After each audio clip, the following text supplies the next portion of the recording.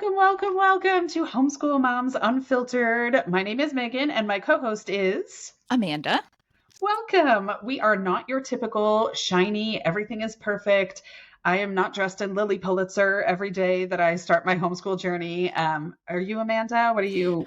No, I wear my daytime pajamas. I change out Yes, of my nighttime pajamas into my daytime pajamas. exactly. Right. And there's so many homeschool podcasts out there that I just don't relate to, right? So we are not that podcast. We don't do that thing here. So welcome. We're so glad you're here.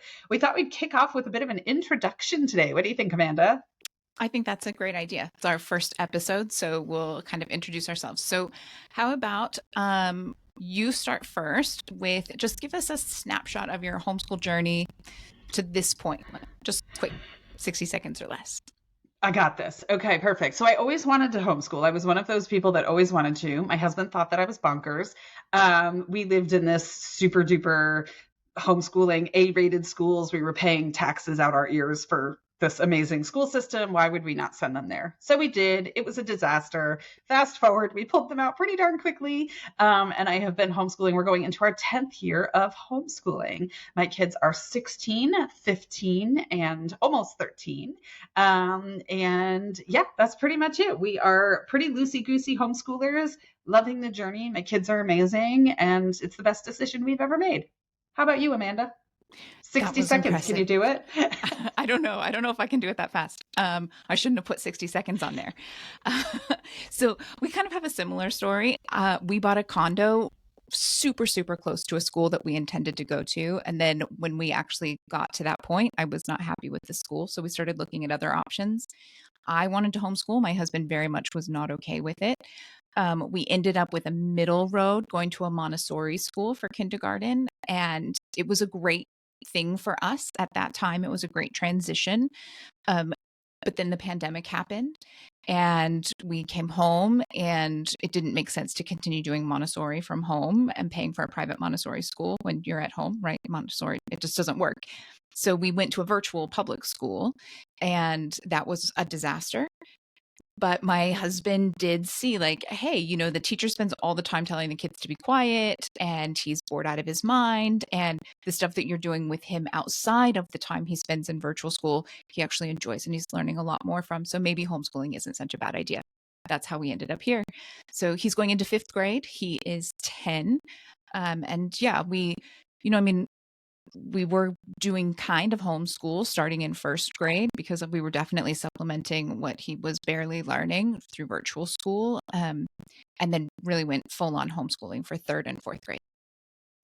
I love it. The ironic thing is it took my husband seeing school in action to also become a believer in homeschooling. He switched jobs when our oldest was in 2nd grade and my next was in 1st grade, and the little guy hadn't even made it there. And he started coming to events at school. He was working from home. He had a different schedule, and he would go to events at school and go, "Is it always like this?" And I was like, "Yeah, it's always like this." And he's like, "I think you should homeschool our kids." And I thought, I feel like I might have brought this up 3 years ago before we started this, but we got there in the end. So Yeah, that's it. I think that's a pretty common theme. Yeah, I do. So that might have been your biggest struggle before homeschooling. How about what's your biggest struggle now as a homeschool parent? oh, boom, easy. Self-care. I stink at it. I Uh, absolutely stink at it. I have 3 kids. I thought having 3 kids under the age of 4 was tiring when they were all peanuts. Having 3 teens slash one almost teen-ish. Oh my gosh. I mean, they're amazing. I love them. I love the teenage phase. I love their independence. I love having conversations with them. I love watching them bloom. But holy cat, the problems are bigger, the emotions are bigger, the time needs are bigger. And I am, I saw this video. It was a reel that somebody, or a Facebook video, Instagram reel, YouTube short, I don't know. But it was this lady who was like, that saying, moms can't pour from an empty cup. She's like, I'm doing it. I'm doing it every day. I'm doing it all day. You can pour from an empty cup and it's exhausting. And that's me. I am constantly pouring from an empty cup. And then here I am going, hey, let's start a podcast. It'll be Great. fun. It'll be great. I mean, my cup is empty. Why not?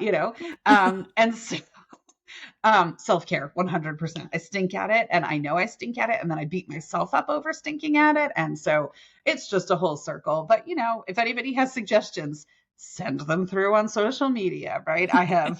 I am all for it, right? Maybe it becomes a part of our podcast. Maybe there's a segment where we sit and breathe for 3 minutes or something. I don't know, but we all need it. How Yeah, about no, you? it's true.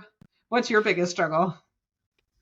Well, we are much more academic homeschoolers.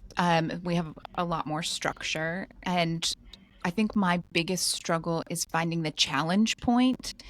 Um, like, I really want to find that point where it's not just easy, but where he's actually learning and he's learning new stuff. And that's not at grade level curriculum. I can't just go by this is incoming fifth grade curriculum and expect him to be challenged. I can expect him to be bored.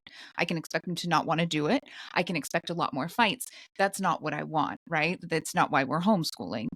So that's definitely my biggest challenge. And it's different in every area, right? He's a very asynchronous learner. And so finding each of those pieces and finding that challenge point in each area, it can be a real struggle. Hmm.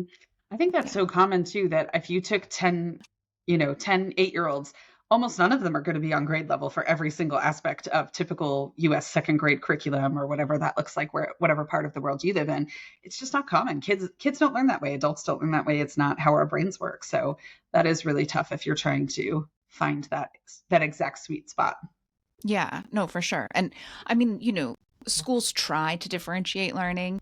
They struggle with it. It's not a surprise that it's hard to do it at home, but it's important, right? And it's a huge part of what most of us are wanting to achieve, right? Hmm. None of us want to homeschool a kid that doesn't want to be doing it. So finding that sweet spot of what they actually want to be doing so that it's not miserable for anyone. Yeah, that sounds Okay, much more pleasant. right. Let's go that route. How about what's one surprising fact about you?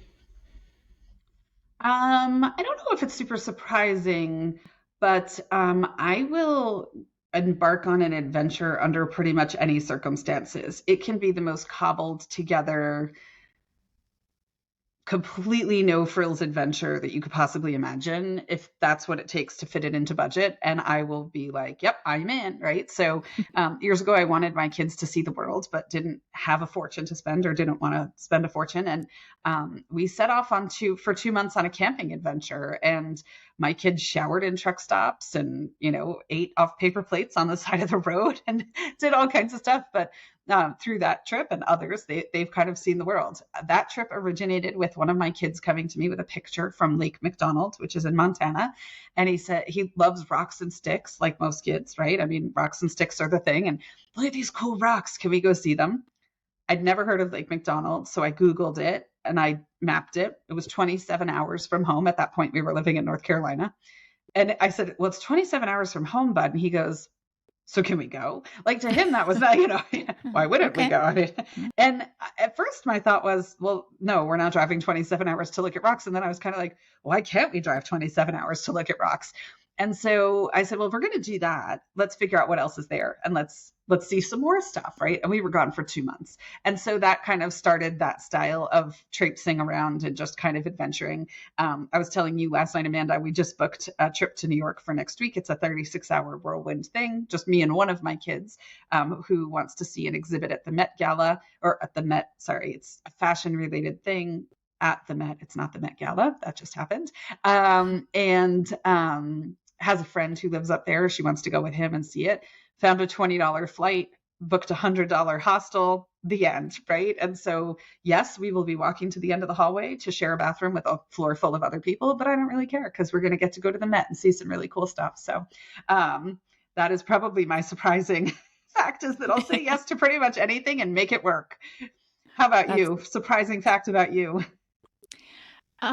well, similar. I'm not sure how surprising it is, but maybe an interesting fact is that I did not get my passport until I was almost 21. I was the first person in my family to get it. And at this point, I have been to over 80 countries and I've lived abroad 3 times. So I got my passport and then I just abused the crap out of it. I love that. Are you one of those people that needs the extra pages put in when you get your passport? I used to, they don't they don't let you do that anymore. I don't know if you Really? knew that yet. From the beginning, you can get a certain size and you can't go have extra pages added anymore. So I'm a little stressed about that. I won't lie. especially once you start going to countries that require like the full page visas, right? Hmm. Now you have to just get a new passport if you use up your pages. It's Boo, expensive. super Yeah. expensive. Mhm. Exactly. Yeah, boo on that, but very cool. Always Yeah. say yes to adventure. So your last answer made me think of this. I have one, but I'll ask you first. So, what's a goal that you would like to accomplish this year? Oh, let's see. Bum, bum, bum. I have a few. I'm filtering through them in my head. I think one of my goals is to create homeschool community. For myself personally, we have homeschool related goals, and each individual kid has goals and all that. But for myself, and part of this came from I started a teen social group here locally where we live in Charleston, and the more I interact with homeschool parents, the more I realize how many new homeschool parents there are. And the news confirms it, right? It's the fastest growing sector of education and this and that. And I remember, and it's funny because I was kind of watching these new people come in and thinking, oh, they need help. This is a really confusing time. And then I was like, well, hold on a second. I was new almost 10 years ago now. And there were these parents who took me in and answered my questions that when I look back now, I'm like, that was kind of a silly question or a silly thing to worry about. But you worry because you don't know. It's all brand new. Right. And so I'm just thinking, wow, the parents who helped me, their kids are graduated. They're gone. They're off, most of them. Right. Mhm. I have become the person that now has to help the new people, right? And it, kind of share how this lifestyle works and how amazing it is and some of the challenges and some of the benefits and all of that. So I think that's been my goal for the year. We went on a really big trip in January and I had a lot of thinking time while I was unplugged. And I was like, okay, 2024 is the year of growth in that direction and building community in new ways. So I'm excited about that. That's like kind of altruistic. I'm feeling a little bad about mine. you were Never. talking you were talking about your 2-month camping trip. So one of my goals for this year is over the last few years, I have been saving airline miles. So I do a lot of points and travel hacking that way.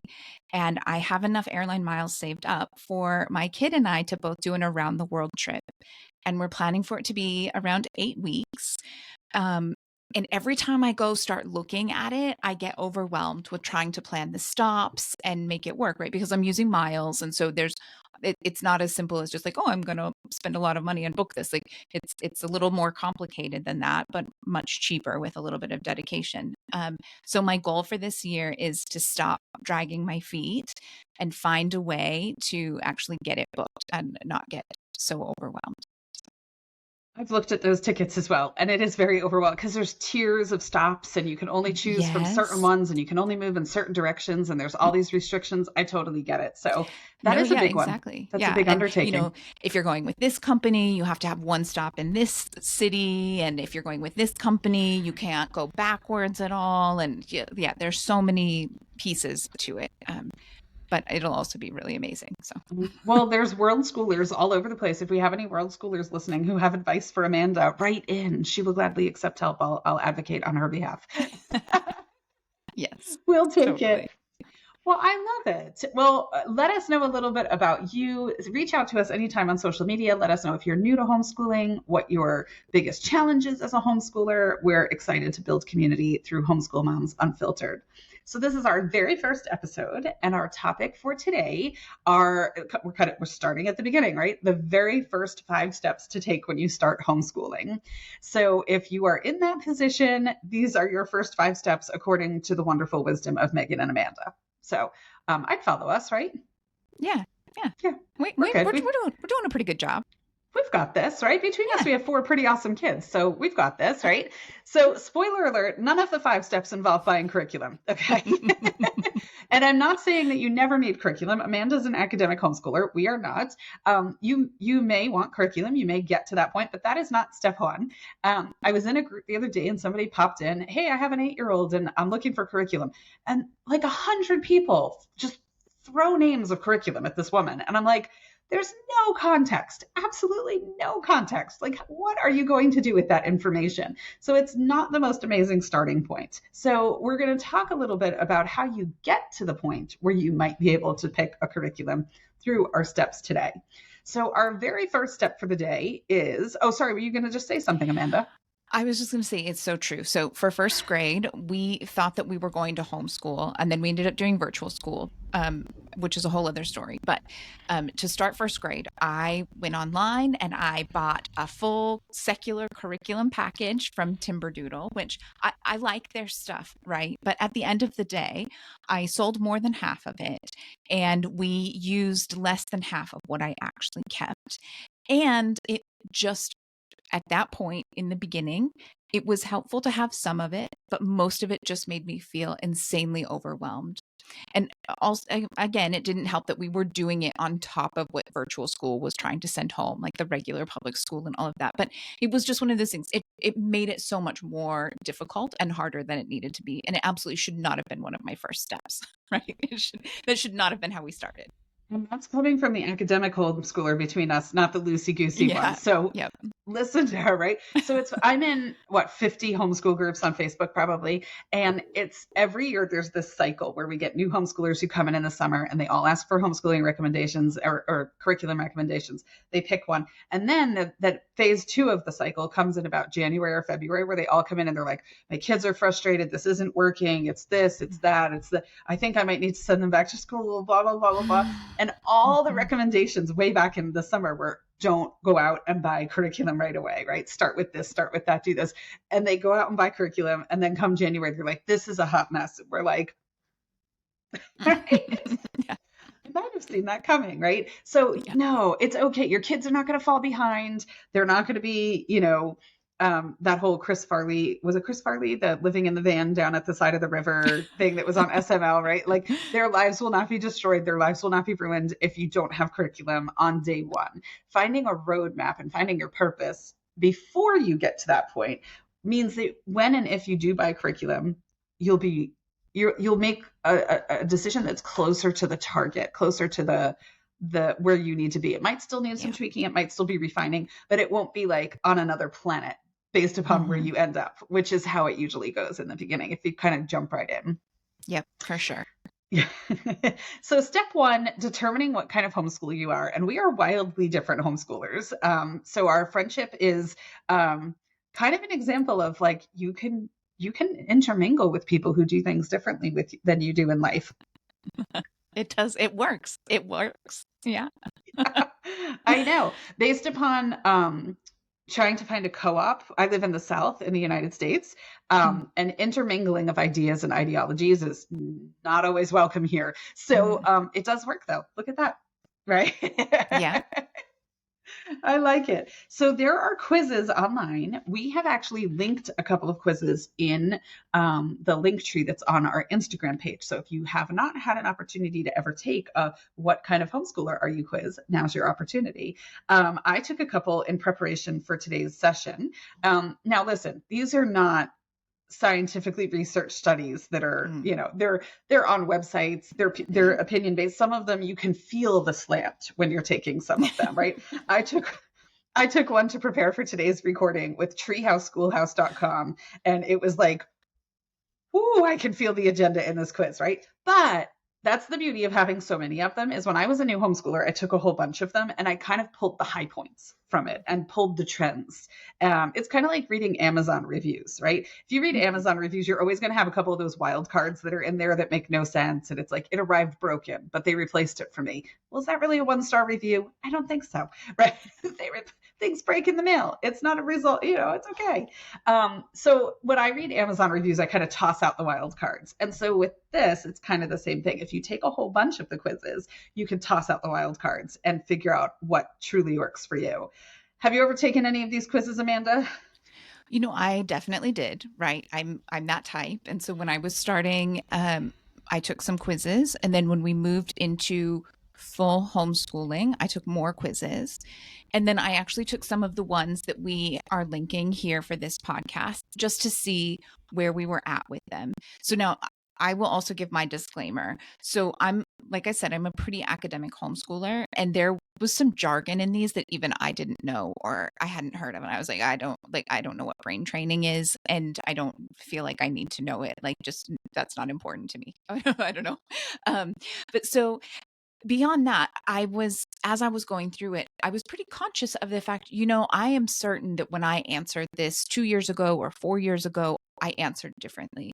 And that's going to happen, right? We're growing, we're evolving, and how we do things and what we do things, or what we do is definitely going to change.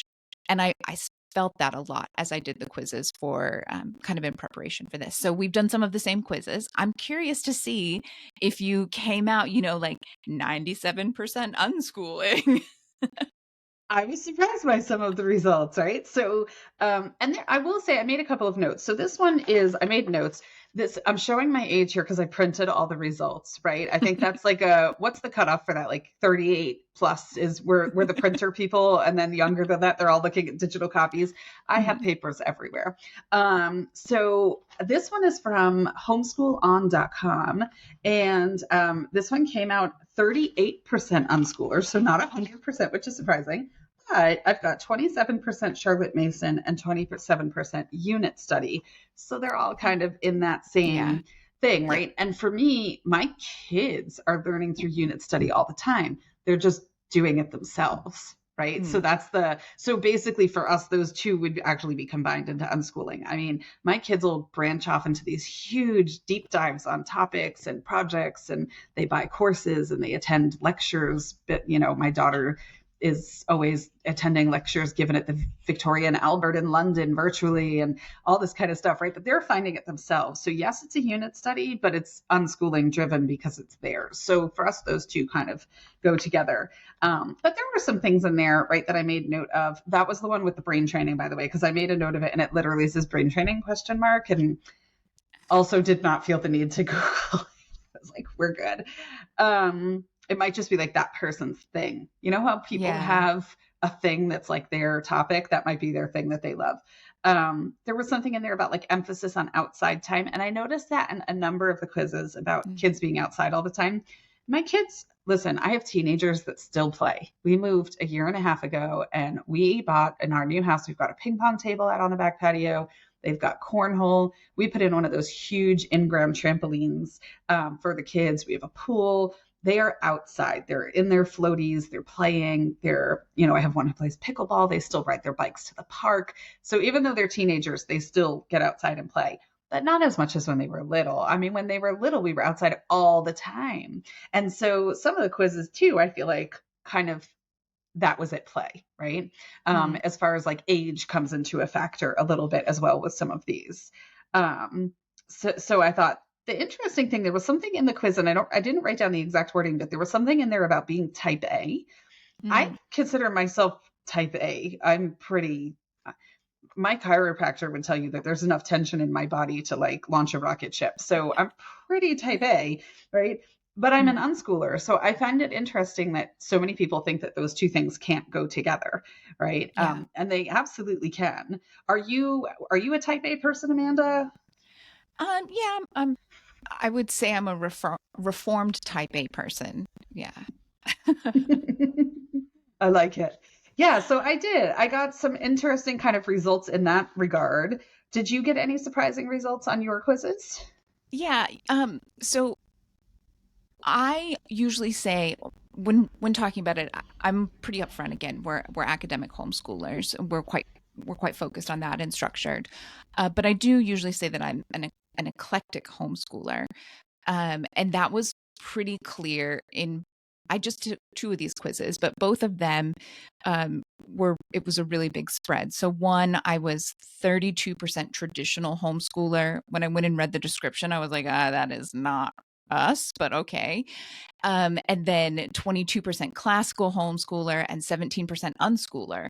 And I was like, oh, well, that's interesting. But then the next quiz, um, traditional homeschooler was one of my lowest ones. On the other quiz, it was actually a longer one, and that one came back with 28% Waldorf, 22% classical, 17% world schooler, 17% Charlotte Mason, and 17% traditional. Right. So I was like, well, at least it supports the fact that I'm pretty eclectic. Like we pick and choose from here and there. Everything, this works, this doesn't work, this let's try this, let's try that. And that's a big thing I think, you know, no matter what kind of homeschooling you're doing, no matter how much planning and preparation you do, you have to remember that at the end of the day, you have to be willing to change. Um, like every semester, sometimes every quarter, we have to sit down and have a meeting. Is this working for you? Do you like this? Do you want to do something else? Is there something else you want to sign up for? Do you still like this math curriculum? Do you still like this science curriculum? Should we look at something different for next year? Do we need to switch middle of the year? And you have to be open to that if you want it to be a good experience, in my opinion, and in my experience.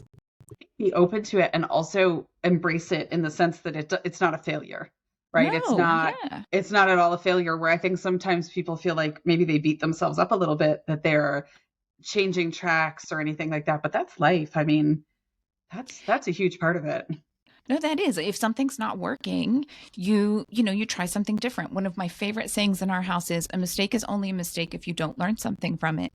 And I think it's the same way with a curriculum. Yeah, you bought it, and yes, it sucks if you paid a bit of money for it and it didn't actually work. The good news is there's a great market for used curriculum, especially gently used curriculum. We sell stuff on eBay all the time. Um, you learned that it wasn't the right fit, and that's okay. The glory of homeschooling is that you get to do the absolute best differentiated learning for your kids, and you get to find what works, and you get to change it when it doesn't work anymore. Your favorite genes aren't your same favorite genes next year, and they're not your favorite genes in 5 years. Things change, fits change. It's the same with curriculum. Mm-hmm. I like that. I have to say, I laughed a little bit when you talked about your score for classical education on the one, or traditional education, sorry, on the one quiz, because I'm wondering if it was the same one. It was, I got a score kind of broken down Mhm. in from the eclectic homeschool quiz, and my score for traditional education was a negative number, which I didn't know was a thing on the quiz.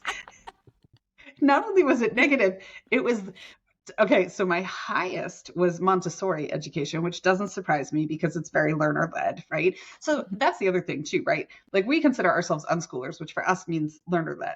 But Montessori is also incredibly learner led. And so there's a lot of that in there, right?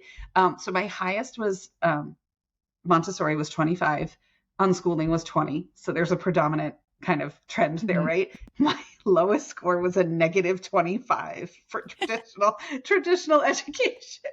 I was I'm like, gonna have to go do that one. I didn't get any negative numbers, so clearly I didn't do the same quiz. I have to find that one and do that one. That's fun. yours might be negative in unschooling. It'll be like, no.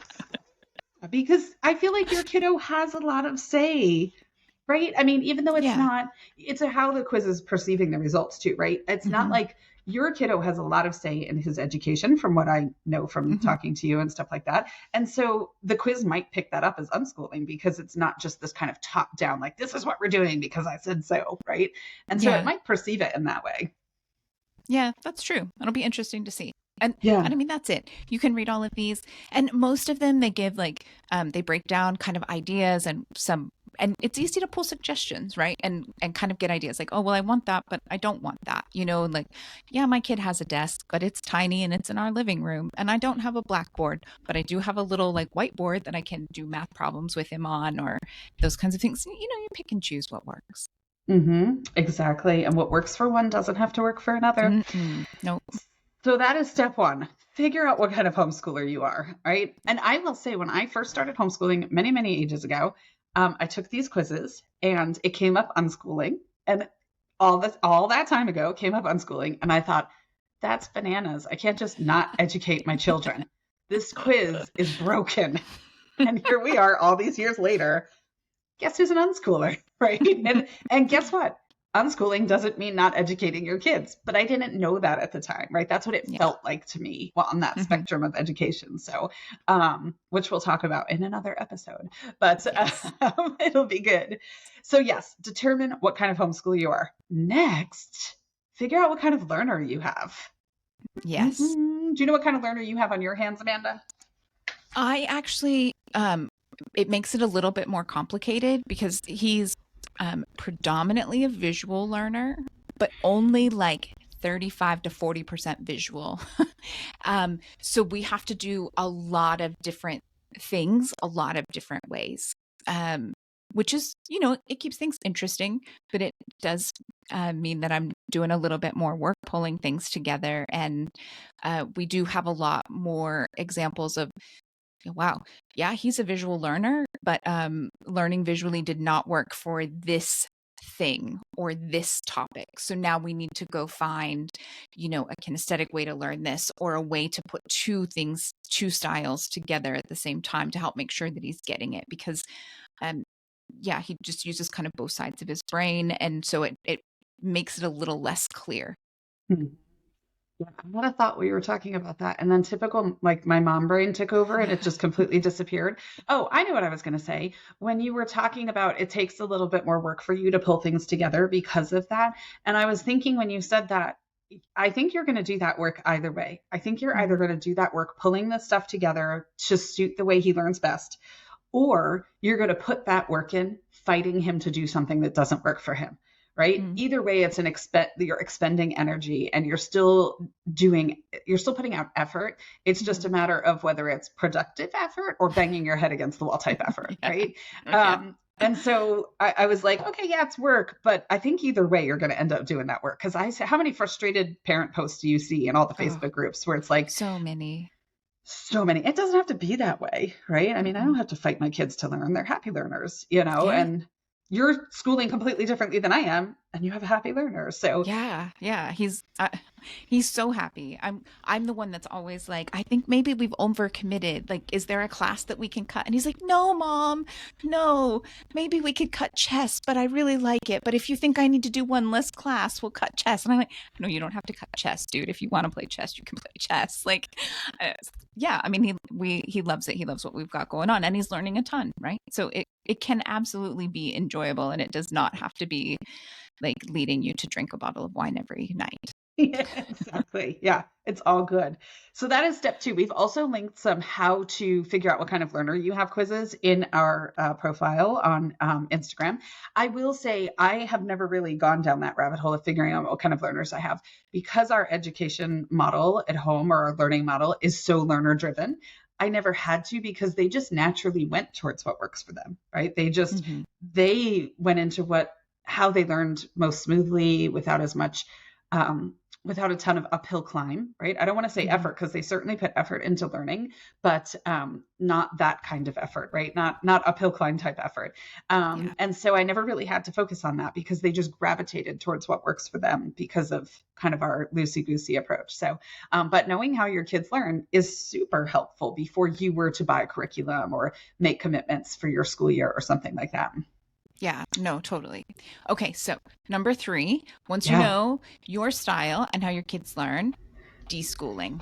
All right. Did you do deschooling? What is it? Did you give it a try? Was it a success? Was it a failure? We did not deschool, but I'll go into that in a minute. Okay, so deschooling and unschooling, first of all, people confuse all the time. They're two Yeah. totally different things, Hmm. right? So deschooling, if you think of the DE from deschooling as like detoxing, right? Hmm. It's basically the concept is like detoxing from the public school system, from the thought process of what education should look like, what it has to look like, what is the only one path to success. All of these Hmm. things that we've all kind of been brainwashed to believe by the public education system and things like that. And so it is kind of like a detoxing of that, like reevaluating what your learning goals are, reevaluating what your homeschool life might look like. And so that's a period of doing that. The number of people who skip deschooling because they're afraid that during that period their kids will fall behind. Is that number big or small, would you say, Amanda? Oh, huge. People just dive into trying to recreate school at home. They want the schedules, the structures, and in fairness, in this current generation of people who are doing homeschooling, if you got sent home during the pandemic with virtual school, you were sent home with a color-coded schedule that said you should do math from this time to this time, and you should do PE from this time to this time. And so people think that that's how you do it at home. And I suppose if you're doing school at home, okay, sure. And if you choose to do virtual school at home, which there are plenty of great programs and there are families that works for, sure, do it that way. But that is not what homeschooling is. And deschooling is helping break that intrinsic feeling that you have to do that, right? Like that you don't have to do it that way. And you can be really successful doing it a different way. Yeah. Absolutely. So taking that time. So I will say, we needed some deschooling time. My oldest left school at age 8. He was the reason that we started homeschooling. And my original plan was actually just to pull him for the first year and then figure out what on earth I was doing and then pull the others. And I'll be honest, a huge part of the reason that I ended up pulling all of them was because after Sandy Hook, I literally couldn't hear a siren in my house during the day without wondering if my kids were hiding in a closet. Right. Mm. And I couldn't do it anymore. And so they were told that they were tornado drills, or, Mm. some other baloney.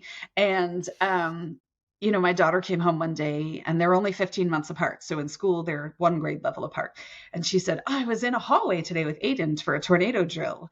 And I had that story. There's that famous family from World War II. I think the Sullivan brothers is their name, maybe, Mm. where three brothers were on the same ship that went down during World War II. And the military has made rules about siblings not serving together since then. And I thought, Mm. well, here are my kids in the same hallway, ready to be, gunned down in the same hallway because she was at specials and so she was near his hallway, right? And I couldn't, I was so stressed about it, right? Mm. And I know people thought I was nuts. People thought I was absolutely insane. For the record, my kids went to school. We were living in Florida at the time. My kids went to school 20 minutes from Parkland. Mm. So I really wasn't all that crazy, was I? Right? These No. are open air campuses in Florida. They all have different buildings and things like that. And so I ended up pulling all of them at the same time, even though the reason was different. The reason for my oldest was he needed it. School was not working for him. He's incredibly smart. He had test scores that were off the charts. He was a teacher's dream. He was quiet. He did everything he was asked to do, but he was just shrinking as a human being. By the Mm. time I pulled him from school, he had almost no facial expression anymore. He was almost completely mute by the time I pulled him from school. And so, yeah, we had a lot of deschooling to do. It took me, it's not to say that we didn't do anything for a year or 2 years. We started implementing fun projects and things like that after a certain period of time. But it took me about a year and a half to start to see my child again, right? And to Mm. start to see him come back to life. So, and he was only 8 and he'd only been in school for 3 years and he had amazing teachers. They were Yeah. so good. Okay, his kindergarten teacher was like less than amazing. Um, Literally, my opening conversation with her at Meet the Teacher Day, she told me how many days she had left until her retirement, until her pension kicked in. And I was like, oh, this is going to be a rough year, right? But overall, she was good. She was just burnt out and she was done. So Yeah. she was a lovely person. But his next 2 years after that, oh my goodness, incredible, incredible teachers. If it wasn't going to work with them at the helm, it was not going to work, right? And so Mm. it took a really long time for me to recover my kids. So for us, that deschooling was completely necessary. I look at him now in comparison to that time frame, and I'm like, this isn't even the same person. It's amazing. So yeah. How about you? Did you deschool at all, Amanda? No, so we didn't deschool, but I think that part of that comes from the fact that we were actually living in Europe at the time that I got pregnant and at the time that I was reading all of my how to be a parent books, right? And so I was reading all of these books and doing all of the thinking about what I wanted to do and I was, like pretty clear on, hey, look, the research says it's really important to be play focused.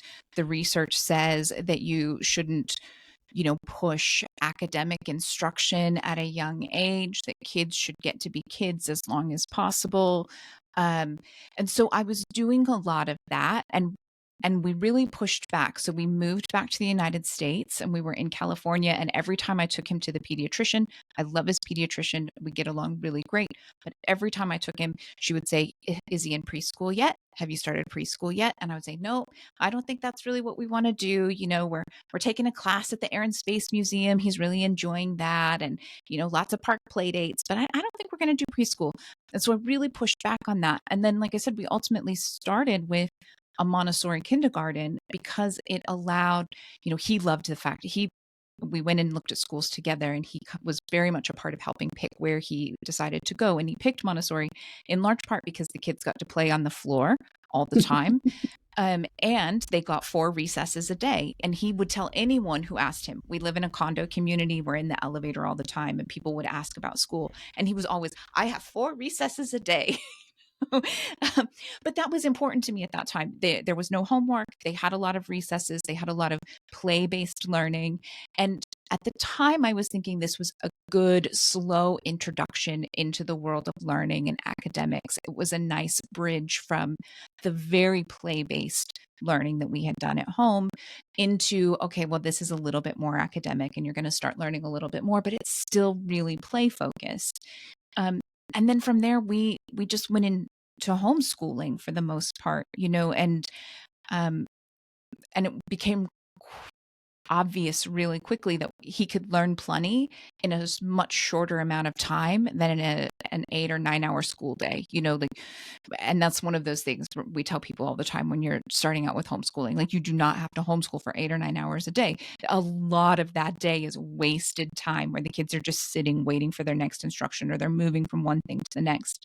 So he gets to play a ton. And so it didn't feel like we really needed to do a big deschooling effort on our end, because we didn't actually make it fully into that.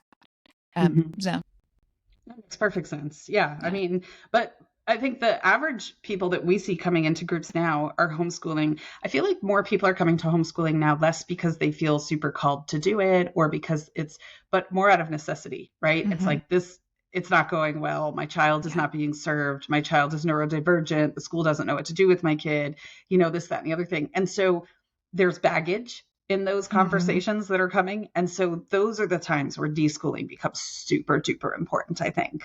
Yeah. Especially when it's after that first failed IEP or 504 meeting, because that's not going to happen until second or third grade most of the time. And you have that meeting and you're like, oh my God, what is happening here? Like, these people do not understand my child. They do not, like, we're talking two totally different languages. I don't think that this works. And yeah, I mean, if you are coming into homeschooling after that, you really need to take a step back, because everyone in your home is frustrated at this point. No one is happy and no one is in a good place. And so, Yeah. take that time to figure out how to actually enjoy learning. I mean, I suppose it's not everyone's goal, but I think that the vast majority of homeschoolers, they want their kids to actually enjoy learning and enjoy the process of acquiring and accumulating knowledge, just because it's fun, right? It's Hmm. fun to know stuff. And it's hard to get there if you jump straight from elementary school or middle school or high school right into homeschooling. Hmm. Absolutely. I completely agree. Yeah. So super important. Your kid will not fall behind. There's not the concept of behind is completely erroneous anyway. Someone made that up and it gets regurgitated. It's not a thing. Behind Yeah. who? Behind what? Right? Take the Yeah. break. They need the break. I mean, I'm seeing posts. So we're recording this May 8th, right? I'm seeing posts now in Facebook groups saying, if I pull my kid today, how do they finish the second grade to move on to the third grade? I'm like, they're done. They finished the Yes. second grade. They're done. Right. That's not It's how that's homeschool. it. It's all field trips and picnics and trying to shove crap in that they're gonna forget over the summer anyway. Like, don't it's fine. They're done. You're officially done Yeah. with the second grade, right? Yeah. Move on. Yeah. Take a break. Worry about this later. Okay, but pull your Yeah. kid now. If things aren't going well, pull your kid. Yeah. So deschooling is essential for most people, but I agree in your situation, Amanda, it didn't really make sense. So yeah, absolutely. Okay, getting familiar with what's required. And this will depend on where you live. I have homeschooled in 4 states, some of them more flexible than others. Thankfully, most of them all pretty flexible. I've not homeschooled in New York, Pennsylvania, some of the ones with the high control laws, as the homeschoolers say. So I've always been in the Southeast, which is a pretty free area of the United States for homeschooling.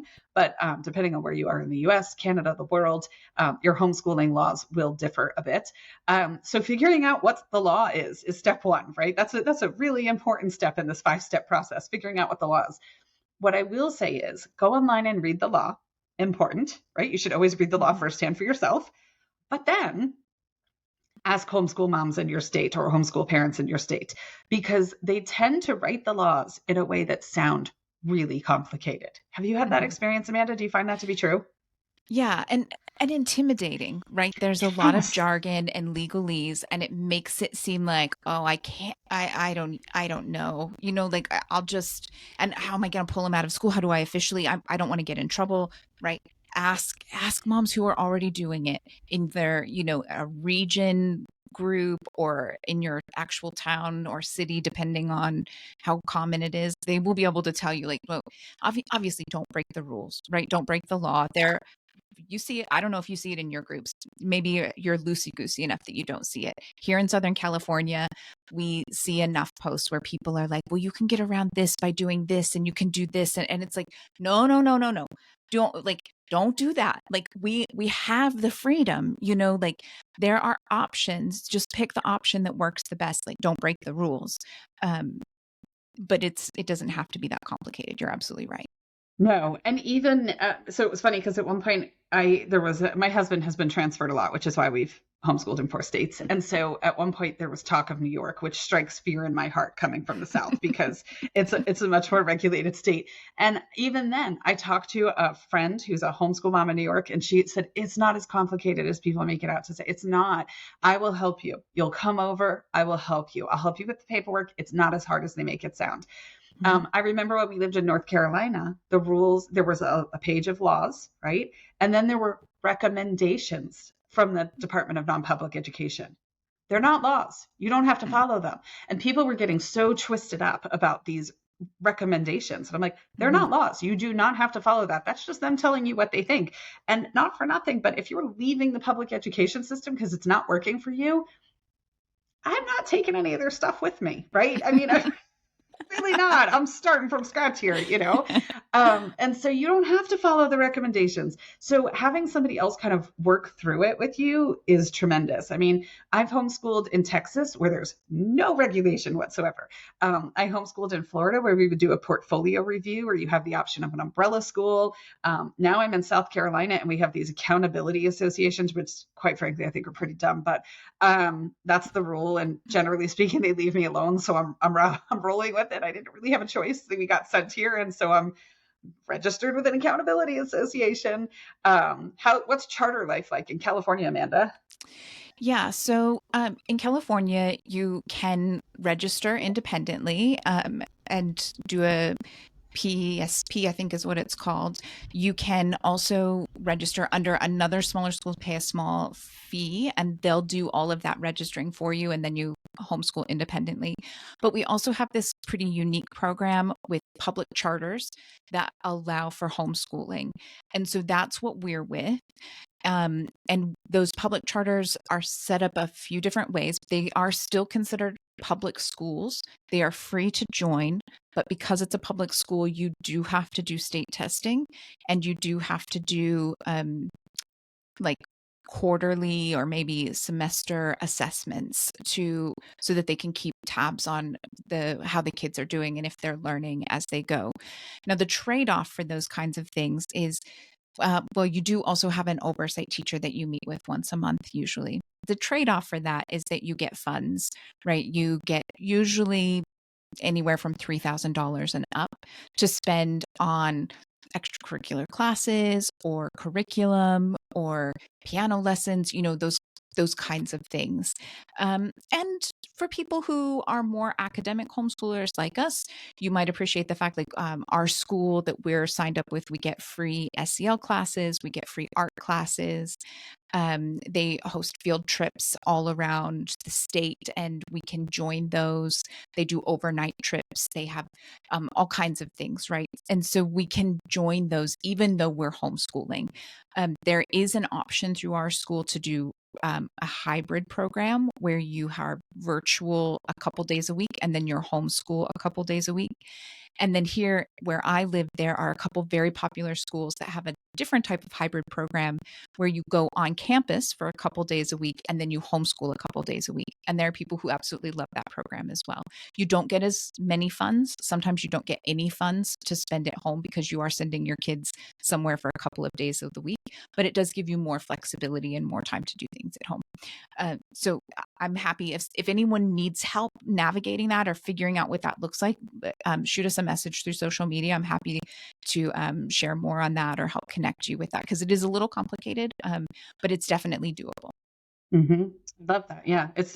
So every state is going to be so wildly different in so many ways, but there's always support out there. So, our last of our 5 tips for top 5 things you must do to get started homeschooling is to figure out why you're homeschooling, right? So, I feel like if you, I worked 10 soul crushing years in corporate America. It was awful. But, right, every company, when you begin a company, they set objectives, they set a mission statement, they set all these things. They set goals each year within a company. And then if projects come up and it's like, oh, that's a really cool project, there's usually this opportunity or there's somebody who stops and goes, hold on, does that align with our overall mission? Does that align with the goals that we've set for this year? And so I feel like even though I am not a proponent of working in, big necessary for me, it was not a fit, right? But I did carry that concept of having kind of culture and having objectives and goals and things like that home into our homeschool life. Do you have kind of a why that you've developed, Amanda, that kind of steers your decision making in homeschooling? Yeah, so I worked in nonprofit beforehand. So I'm not so much on the mission statement and the objectives, but I definitely have the why down, right? So for us, it's a handful of things. I kind of mentioned it before, but the research is really clear.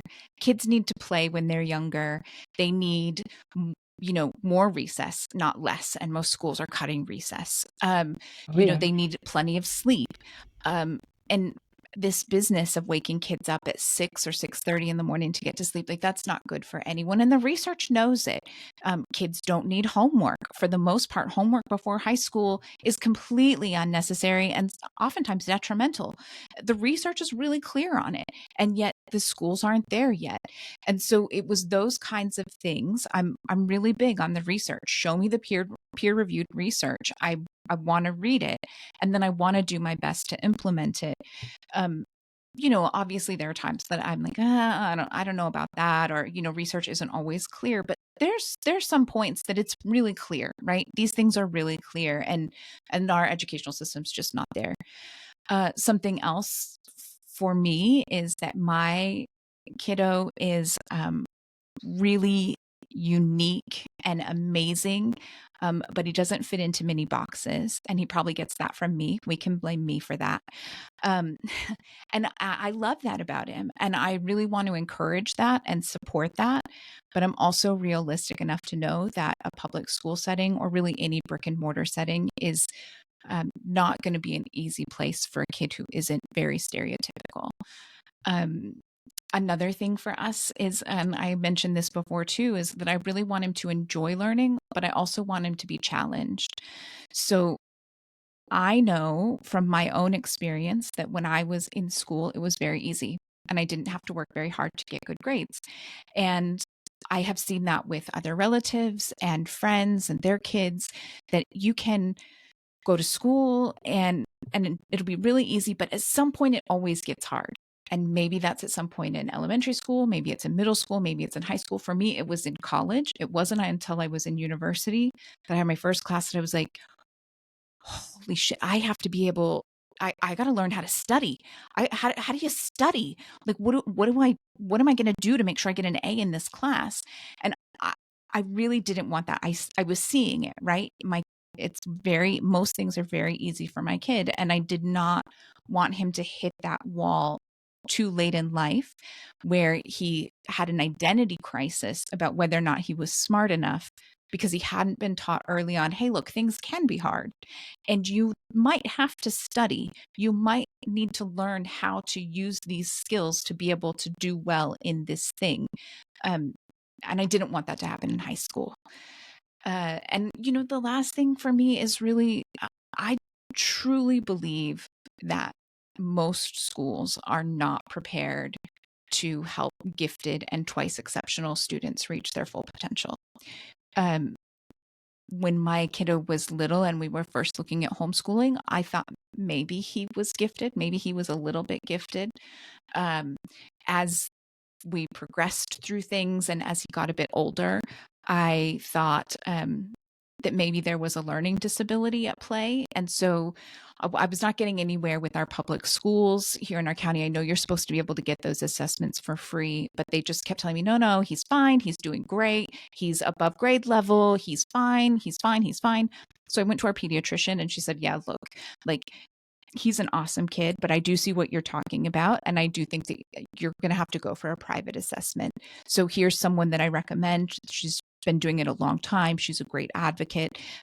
This is someone who I really recommend for learning disability assessments. And we went there and we found that not only did he have a learning disability, but he's also very gifted, and that it doesn't always come through in written assessments and testing because of his learning disability, which is really common, right? If you're twice exceptional, it is incredibly common for your state testing and assessments to not look great because your learning disability makes it hard for you to process information that way and under those circumstances. And so I just really believe that most schools are just completely unprepared to help students with those specific struggles. Mhm. So Love that was a that. lot, but there you go. Those are my whys and how we ended Yeah. up here. Yeah. But I think it's important because I'm in groups and I'm guilty of it too. Hey, I mean, I have a book on my desk. I ordered these 2 books the other day just because somebody shared them and said, hey, these are fun, right? Do they align with any sort of goals or objectives? No, but they looked fun and I ordered them. It is literally a book about it's American history told from the perspective of a chicken. And I just thought, how can I not buy this book? I just want to read it for myself. I don't really intend to incorporate it in our homeschool lives, but that it was shared in a homeschool group, right? And so I feel like you go into these homeschool groups on Facebook and people are constantly throwing resources out and they're like, this is amazing. That's amazing. We loved this. This worked for us, which is great. That's awesome to share. But if you don't have your why clearly defined, it's really easy to become like a squirrel that's seen a shiny object, right? It's like, oh my Yes. gosh, right? And your poor kids end up with whiplash because you're trying everything. And Yeah. most of it doesn't really support or align with what you're overall trying to do. Mm-hmm. So it's ironic because your final one is my first one, right? Not that I Okay. don't think yours were like ranked in any particular order necessarily, but the Yeah. top of my list is mine. I wrote mine out a little bit harsher than you verbalized yours, which says mine says specifically in my notes, neurodiverse minds are made to feel less than or ostracized in traditional schools, right? That kids who think differently, who process differently, who function differently are they're a nuisance. They take up more time. They take up more resources. They get pulled out. They end up being bullied, right? All of this stuff, and it's like, to your point about research and all this other stuff, the school system is generally not prepared to handle them or know what to do with them, right? And my kid was in a very, I remember, so it was funny you brought up the IEP meeting before. That was the nail in the coffin for us in public school, was that IEP meeting. And I remember sitting there with all these people who are experts in the field of education. And they were like, well, he tested, I mean, some of the test scores that he tested were the highest test scores they had seen, and this, that, and the other thing. But he can't tell time. I'm like, so we're not going to help him because he can't tell time? I don't understand what's happening here, right? And it was just, I felt like I was on like a hidden camera reality show. I was like, what is happening here, right? And it turns out that he, just needed a little more time. He can tell time now. He's 16. He gets everywhere he needs to be on time. We're good, Yeah. But they just didn't know what to do with that sort of asynchronicity, and they were completely baffled by it. And I was like, we're done here. I didn't like starting every day feeling like I'd been shot out of a cannon, right? I had 3 kids to get ready and get out the door. And I felt like I barked at my kids too much in the morning. It was like, they'd be eating bread. And to your point about needing sleep, they were freaking tired, right? I mean, you're pulling them out of bed. They're exhausted. They need to eat their breakfast and be out the door at a certain time. And it was like, come on, another bite, another bite, another bite. Because they're going to be hungry in school if they haven't eaten. Okay, you should have your shoes on. Why don't you have your shoes? Where are your shoes, right? Who wants to Don't start the forget your day? socks. Right. Who wants to start the day like that every day, right? It was just, I hated it. They didn't like it. I mean, they didn't express that they didn't like it, but you could tell by their lackluster start to the day that they were like, ugh, right? It was not pleasant. I wanted my kids to learn about the world by seeing the world and not from a book, right? I wanted them to meet people from all over the world. I wanted them to experience things. We were moving at one point for my husband's job, and we had a gap in between houses. And so we had no possessions and no commitments or anything like that. And I was like, hey kids, you want to go see the landing beaches in Normandy? And off we went, right? I found $120 fare to Europe. My husband was like, are you flying in like the dog crates underneath the plane? Like, are you sure this fare is okay? I was like, it's off season and I found a good fare, right?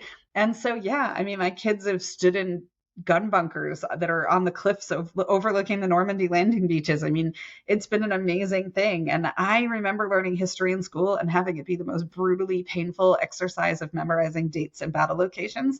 And that is not how we have approached learning.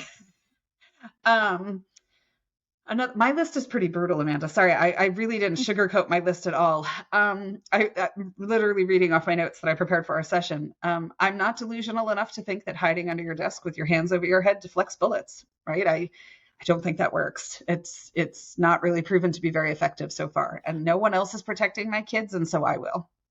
And somebody will say, one person at co-op one time said, well, they could get shot at a grocery store or a movie theater. And I'm like, yeah, but they'd be under my body, right? That's the difference. And that brings me comfort. So still not a great outcome, but it's better than them being alone in a closet, right? And thinking that that's going to do something. I didn't want my kids spending 12 years of their life learning things that they might need someday, right? When I went through 12 years learning things that I might need someday, and most of it I have not needed. And I had a very successful career in the pharmaceutical industry for many years. I've run my own business. I've done all kinds of stuff as a grown-up.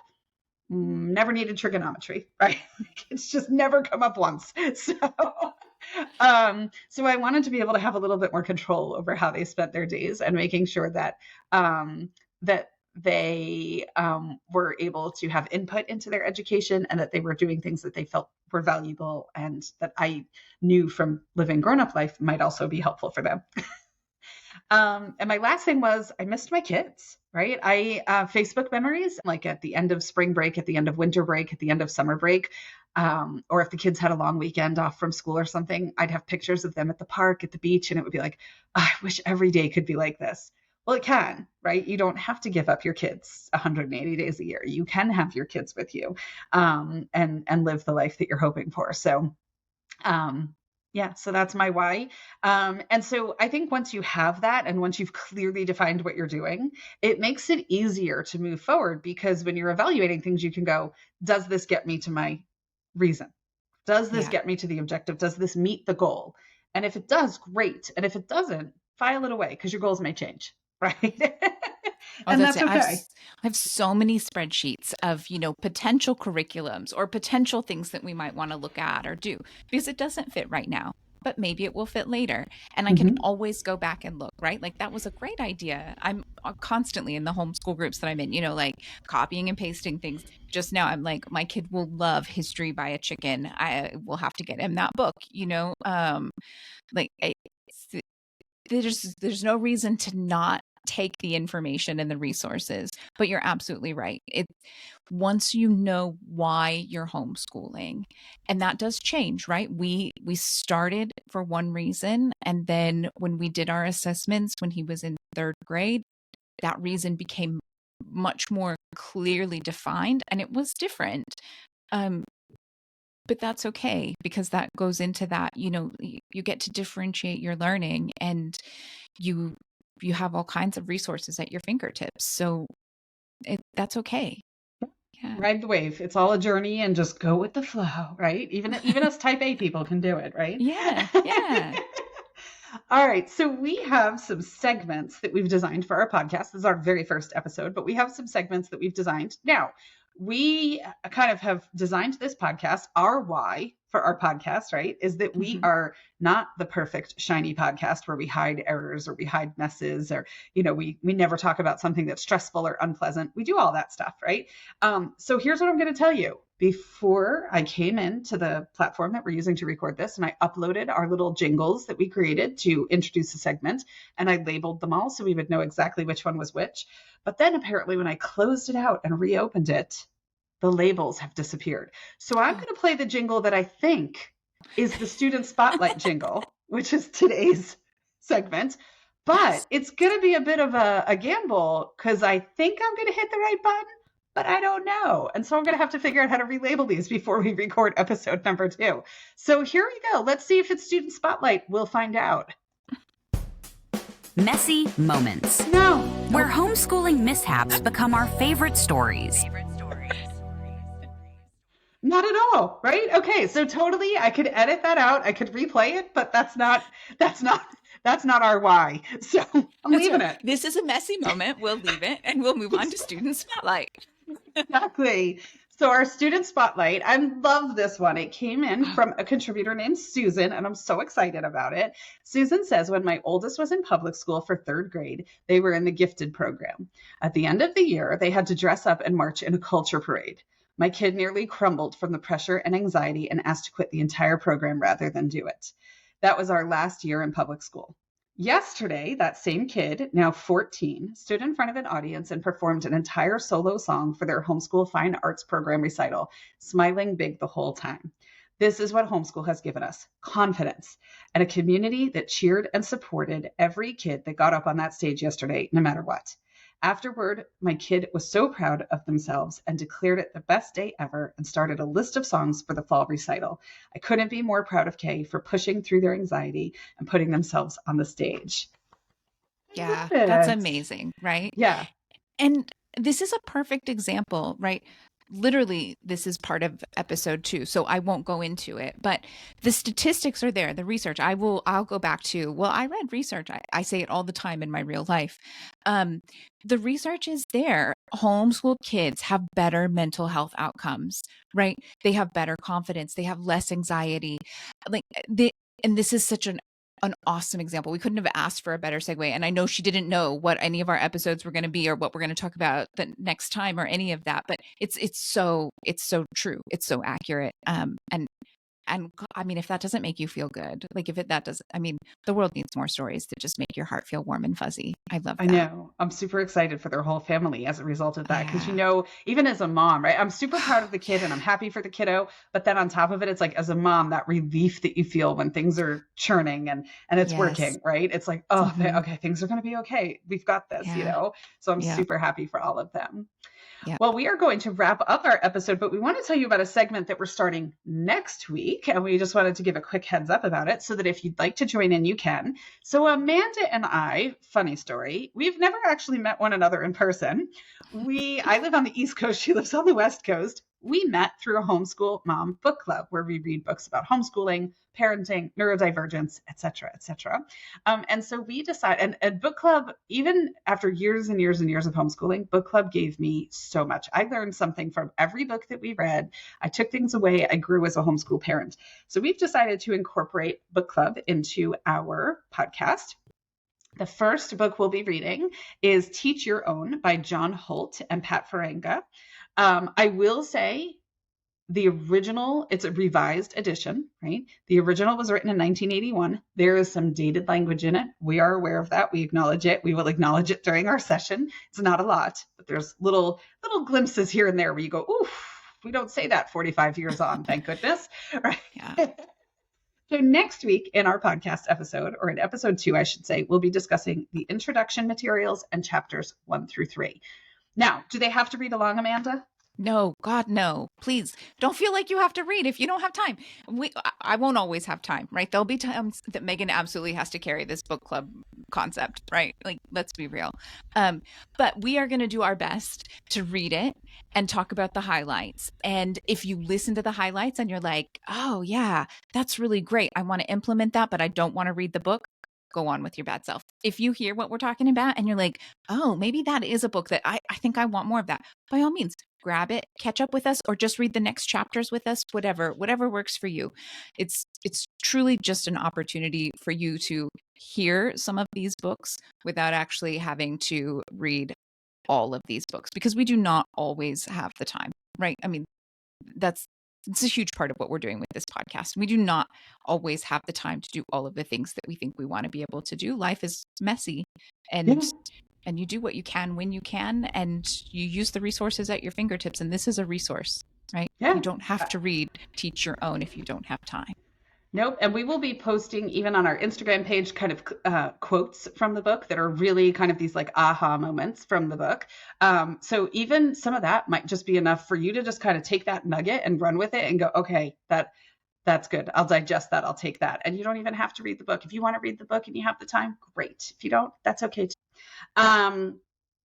Do you want to wrap us up with our weekly mantra before we disconnect for the day, Amanda? Sure. So we are going to have a weekly mantra at the end of each episode. And for this week, we have, I am free to boldly blaze my own educational trail.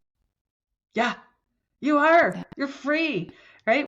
Well, that wraps us up for our very first episode ever. Virtual high five, Amanda. Are you game for it? I'm totally game for a virtual high five. There we go. Did it. So much planning and work and brainstorming exactly what we were hoping to build. And we've given birth to our first episode of podcast, many more to come.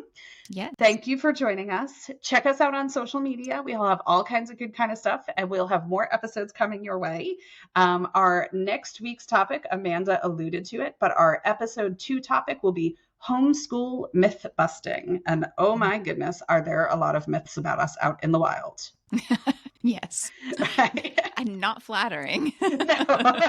No, none of them are. And none of them are reality or any of the above. So yes, let's break it down. So yeah, have an awesome rest of your day, everyone. And we'll talk to you next week. Yeah. Take care.